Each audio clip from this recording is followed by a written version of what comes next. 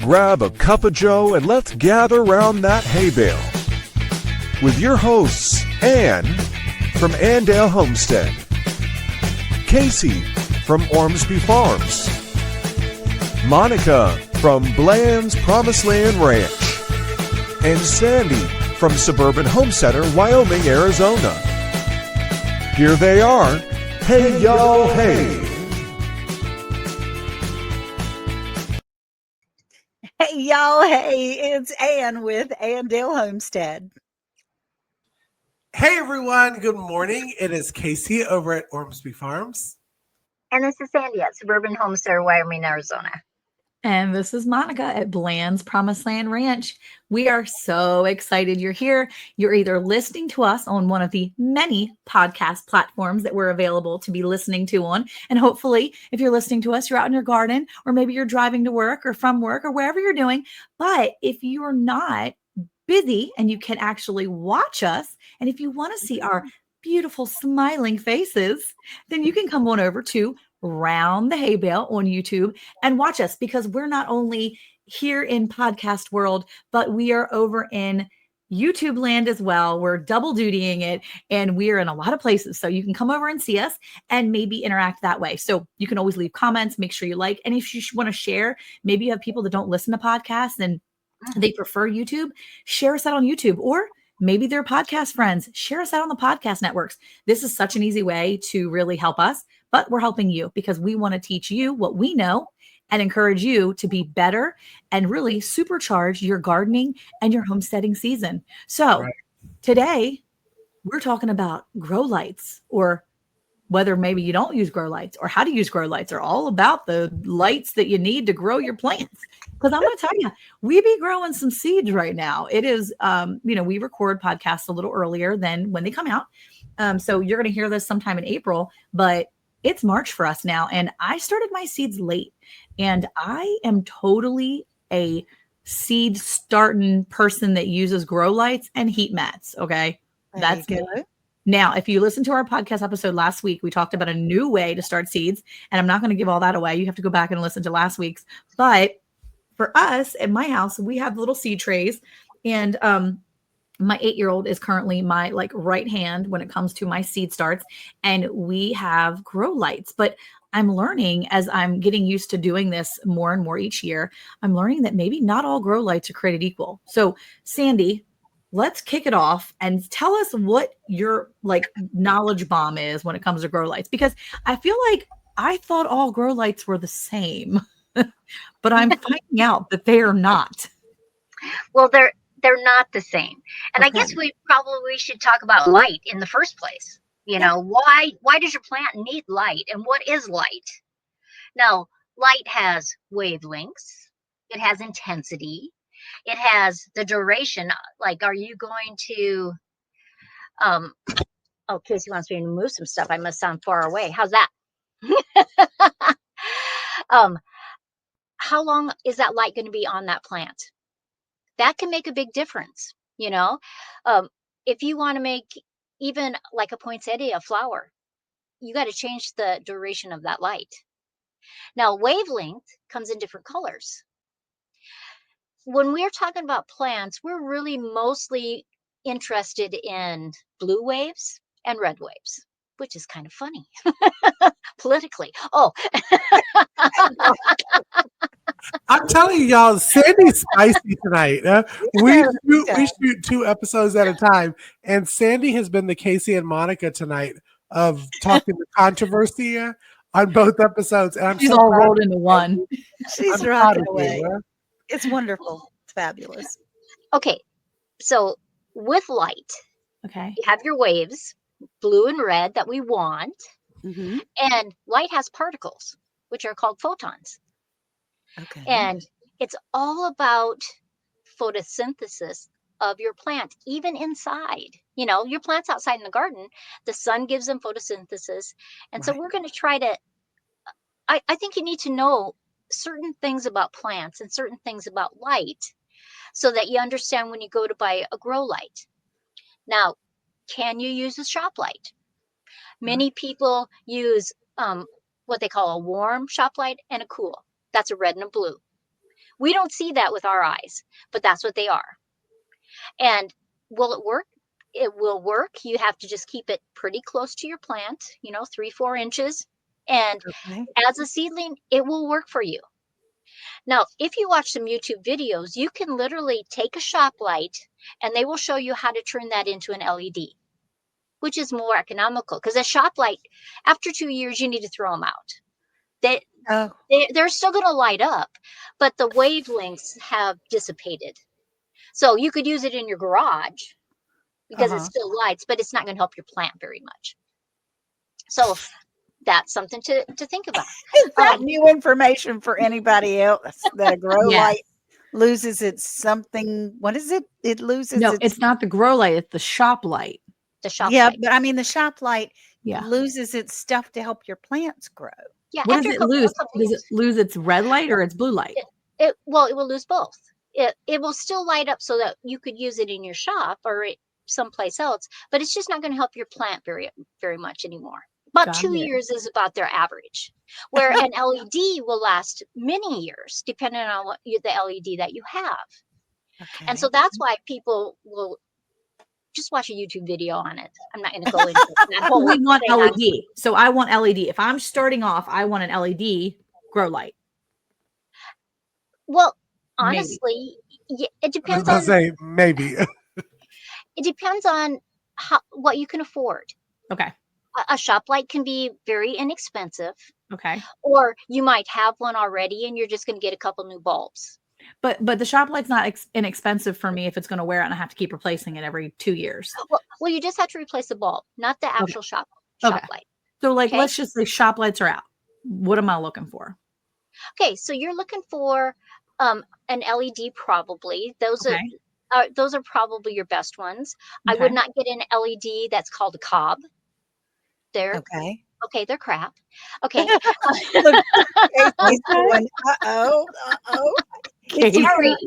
Sorry.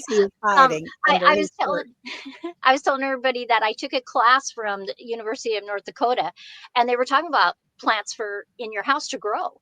And the professor said, don't buy them.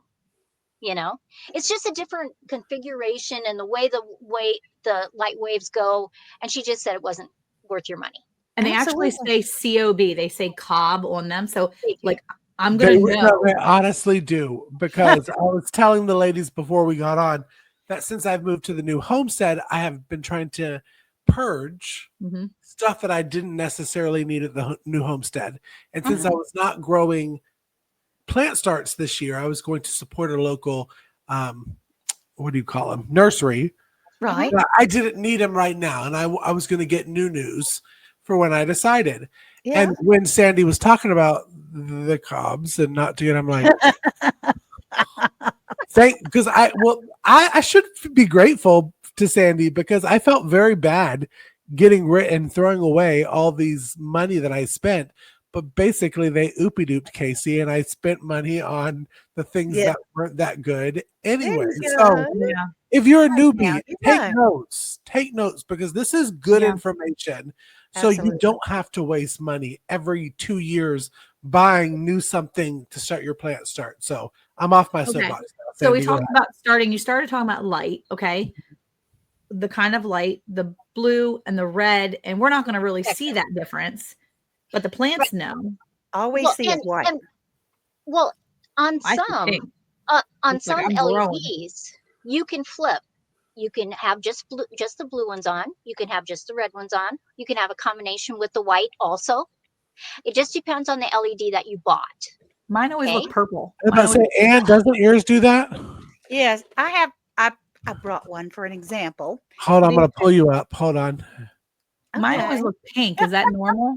Well, I brought one as an example. It clips on the side of your table. Okay. And then you have the adjustable lights. We went over the Nana, hang on. I'll get the word. It is called nanometers. We went over those earlier. It has good nanometers as long as I use it for like 16 hours a day, 4 inches. Let's see, this is my plant. It would be 4 inches from my plants. Correct? Now, Yeah. this does have a red, blue, and warm white setting. So in the remote, you've got several different choices, and you can put it on a timer as well. But I think what it is it has a plus, a minus, a timer, and an off. And so the harder or higher that you click it on the plus, I guess, is the stronger the light, right? Wouldn't that be right? Well, it would change it. Like the higher is usually the red wavelength, right? And so that's, you want it, your red wavelength, you want 600 to 700. Okay. If it says it on your box, that's great. And on the blue, 400 to 500. Those are good. You can grow seedlings very well with those. Okay. An LED you can have a little bit higher than you can a shop light. But so maybe on the top of the 4 inches away, right? Okay. When your plant is just starting, what you really need is more of the blue. Okay. As it gets bigger, you can have red or the combination of them both. Okay. Because sometimes when people buy grow lights, it'll have a button for plant and it'll have a button for flowers. And that's changing those red and blues. Okay. So that just makes it a little bit easier for you. So a lot of times when people are starting, they're just using the little button that says plant. Yeah. Okay. So I have 2 other grow lights that are they're in the extra bedroom. They're hanging from the ceiling. One of them apparently has not been any good to anybody because it's really high up in the ceiling. Okay. I was just kind of using it as an extra sunlight sort of thing. I didn't know what I was doing, apparently. And the other one is on chains that can be lowered and raised, and that's all good. But I didn't know what I was doing, obviously, when I first got it, because I was talking to my friend that gave it to me, and I said, I don't know how to use this light. And the seeds were just coming through the soil. I mean, just popping through. And I said, you can see this thing from the sun, from the moon. I mean, I've got this. It's so bright. I'm sure the astronauts can see my house. And I said, well, what do you have it set on? So, well, I've got it set on wide open, of course. I wanted them to come out of the dirt. It would go, oh my gosh, woman. No, you need to turn that way down. Be gentle with your plants and turn it off at this and that and the other time. But I just thought, it's blinding. It was blinding for a while. So how do you know? See, mine doesn't have any settings like that. I click it on, and then it's like this little bar, and then it comes on, and it's pink, and it looks like I'm growing something in my window, and my whole front window glows from back at the ranch. Yeah. Like, well, there they are, thinking Monica's growing stuff in her window again. Those Bland's people. Oh my goodness. People be riding by real slow at night. Eric shutting the curtains. Potting in the house. People that are in the know with the lights, they call that blurple. That's what it is. It's blurple. The cross between the blue and the red. They call it blurple. So because it's kind of purplish, and it it'll even just make your plants look a weird color. Yes. Which my kids look at it and then they look away. Yeah. So when you have that blurple, you do have to have it turned off sometimes when you're awake, so that you can look at your plants, because sometimes you can't see if there's insect damage, if there's insects on your plants. So you just have to be a little careful with that. But I've seen some lights, and especially if you go to a place that grows a lot of hydroponics and they have a lot of the lights, it looks blurple, and the plants look kind of this weird grayish weird color. Can we also say that Monica in our promo picture, I think, is in blurple? That's blurple. My cape is blurple. Like my kids when I first put them on a couple weeks ago, my 16-year-old was like, Mom, if you just stare at the plants and then look away, it's real weird. I'm like, bro, knock it off. You're freaking me out. But no, it really affects you. Well, but when I water them though, I actually physically move them out of their space they're in. I take them out of the trays. Good. I put them onto a table. I water them, and then I investigate every little thing to see which one's going. I talk to my dirt. I'm like, please grow. So yeah, the kids are they're invested. So they'll tell me, Mom, we got another plant today. But the first 2 or 3 weeks is very exciting. So well, since you mentioned that, since we are supposed to be talking about grow lights necessarily for the plants. But with watering, have y'all noticed a difference between upper watering? I don't know if that's the proper term, but upper watering and bottom watering for seedlings, not necessarily for the mature plants that you have in your garden, but seedlings. I feel, and this is just me from what I've done, that some YouTubers talk about spraying or spritzing your plant over and over. I've noticed that just pouring them into that tray, if you have a solid tray that you put your little tray thing sit in, pouring some water in there and letting it soak up, that I get healthier plants. Sandi, am I crazy, or is that a better way to water the seedlings? Is from the bottom or from the top? Well, I think it's better to do it from the bottom, just because you have to understand how a plant grows. Every plant on the entire planet has what they call a xylem, and that's where the water flows up to the plant. Now you can mist a plant and it can absorb a certain amount of water through the leaves depending on the plant, but you want to have that water and the nutrients coming through the roots, going up the xylem, and giving you a healthier plant. I like watering from the bottom. The other reason I think you can get too much water on the top and you think it's wet enough, but it's not enough water to soak down to the roots. Yeah. And so you got that moisture right there. It's not really helping the plant. And then unless you have some kind of fan system, because if you're growing inside, I think you should have a little fan. It makes your plant stronger. If you water too hard on top, you'll get plants that tip over. They're stressed. Yeah, I always mess mine up. Yeah, when I water from the top. So I think Cayce's correct. Water from the bottom. Now, our episode is on use grow lights or not. Right. And there are people that put their plants on the windowsill. My first year of starting to garden in 2020, we didn't have any grow lights. And I honestly don't have any direct sun anywhere in my home, but I do have a den that has sliding glass doors all the way on 3 walls. So I had a table that I just put it in front of a sliding glass door. It got indirect sunlight, but those seedlings did great. When you plant the entire package of seeds that first year, you're going to have a few that come up. So, made me think though, isn't it interesting how society has changed our growing habits? For instance, and maybe I'm wrong, maybe I'm just way out there, I'm getting my foil hat off, but back when I was younger, the houses that we had lived in Maryland and like my aunt's house, I distinctly remember how much I loved my aunt's house because it was an older home. That in the kitchen, it had this like windowsill that was like shaped almost like a greenhouse.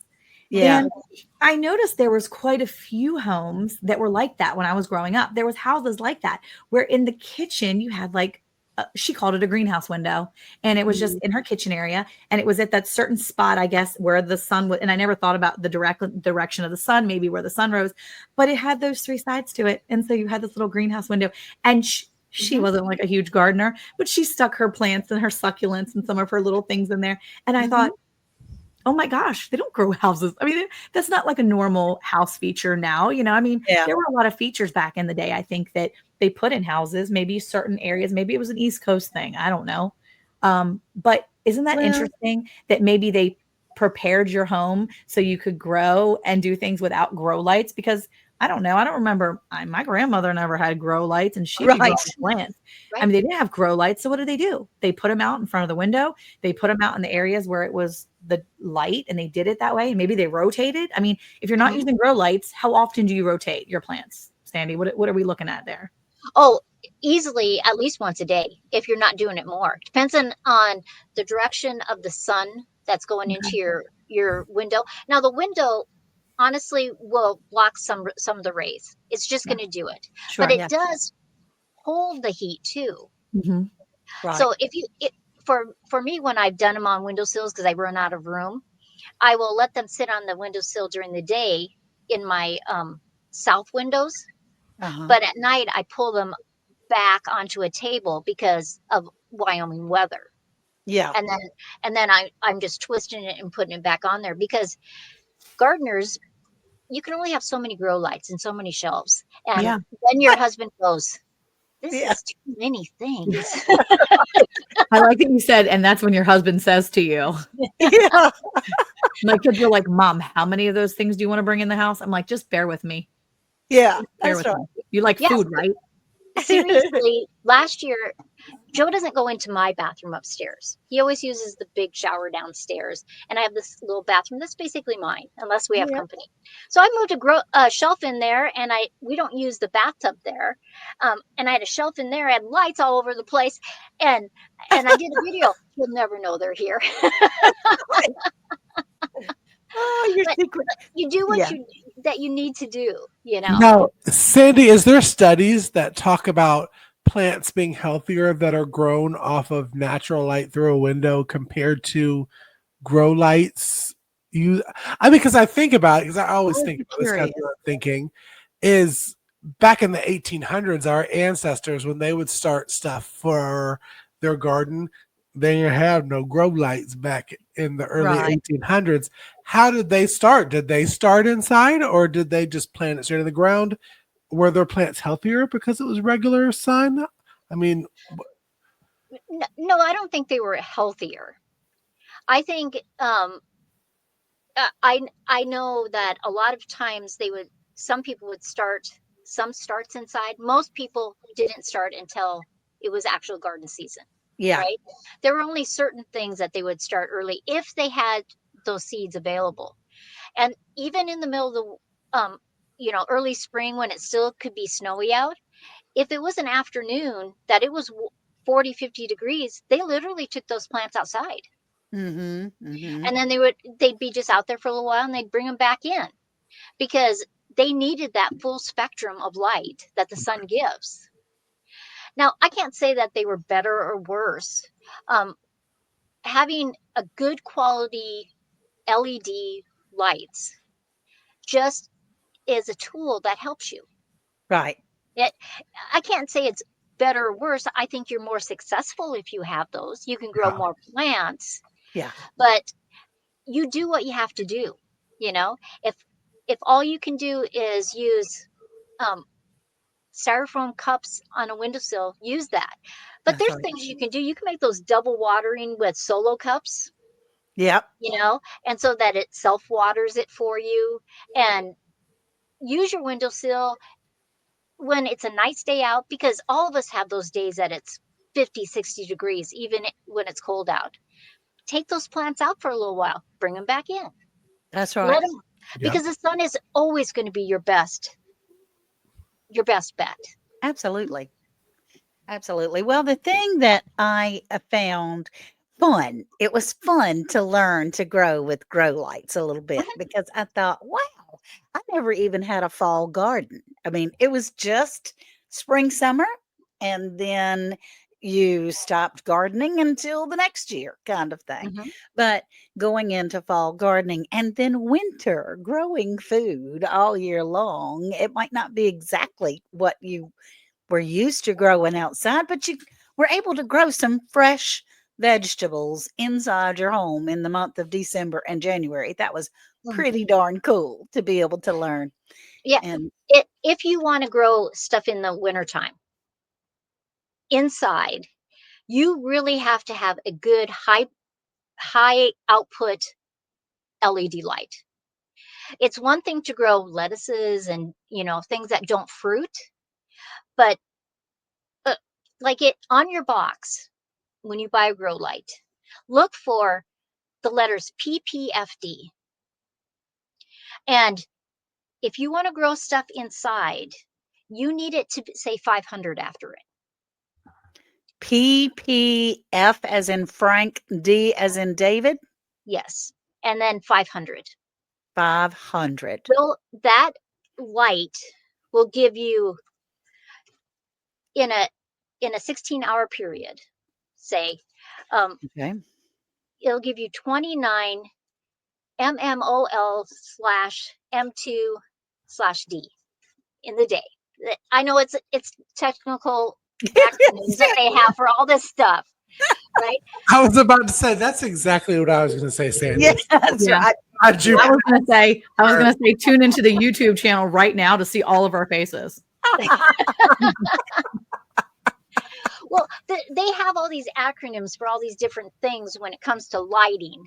Yeah. And it's all about photo periods and the strength of the light wave and how narrow the wavelength is and all this stuff to help you be successful. So you don't have to know all that stuff. Just look for PPFD. Okay. If you say you just wanted to grow just your seedlings out, if you had 100 or 200, it could grow anything you wanted. Right. But if in the middle of the winter you want to grow those tomatoes or those peppers, then you need a light that's stronger. You got to have something stronger. Yeah. Okay. So your base is that PPFD 500. That's your if you there you go. Cayce put it on the screen for me. So that's your excellent grow tomatoes all through the winter.